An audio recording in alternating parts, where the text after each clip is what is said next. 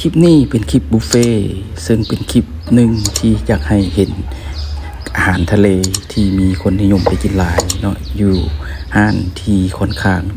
มีความโด่งดังและเป็นห้านที่คนนิยมไปเนาะอยู่จันทบุรีว่าจะเป็นห้านยังไงเฮามาชมน้ำกันและบรรยากาศและอาหารทะเลจะเป็นยังไงเฮาก็เข้ามาเบิ่งน้ำกันว่าเพราะว่ามีผู้มาสมไส้หรือว่าลูกค้ามากินอาหารแบบสดๆทานทะเลแบบแซ่บๆบรรยากาศแม่นสดชื่นหลายและเป็นการกินแบบนำสำราญราคาก็บ่แพงเกินไปแซ่บหลายป่ะแซ่บหลาย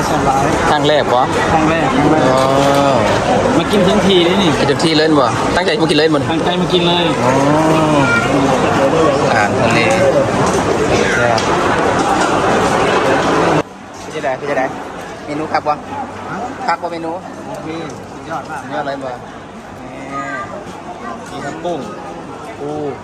ถูกใจป่ะถูกใจไม่ป่ะยอดเลย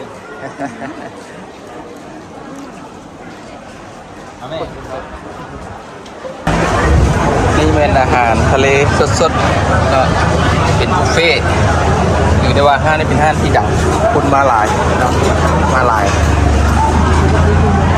กินที่นิยมแล้วหลาย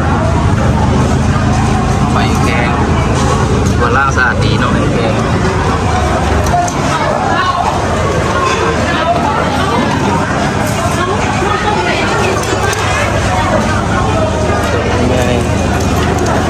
ตัวใหญ่หลายนะเป็นบุฟเฟ่ที่ซีฟู้ดอย่างเดียวตัวมาห้านี่กินชื่อใจเลยไปได้ซักได้ตัวได้เลยครับนะโอ้สดๆเลยเนาะอันนี้คือตัวเป็นเปลี่ยนเนาะเป็นหลังจากจับมาได้เพิ่งปลาไปนี่ก่อนจะเข้าไปกินแบบสดๆที่เอากุ้งมาบนนี่โอ้คักเลยถือว่าสดๆเลยเนาะอาหารทะเลของคนนี้ยังจะเปลี่ยนเลยเอามากินเนาะถือว่านี่เป็นบรรยากาศของลูกค้าที่มาจับเองเนาะจับเองกินเองเนาะแม่นี่เนาะแซ่บบ่แซ่บบ่แซ่บบ่แซ่บบ่แซ่บหลายเนาะปูสดต้มไก่บากูเป็นแต่ห้านี่ที่ห้านี่มันจะด้วยกันเลยมันแซ่บหลายสดไปงมเอานะมันข้าวของงมเอานะอันนี้ได้มาแต่ละโตเลยครั้งแรกในการไปงมกุ้งมากินท่านให้เรตติ้งนี่เท่าไหร่ท่านให้เรตอาหารเนี่ยกินเลยราคาก็คือตอนนี้เห็นสี่ก่อนเนี่ยสี่ก่อนเดี๋ยวพาไปเยอะไปเรื่อยๆเยอะไหมนะอ๋อโอเคแซ่บ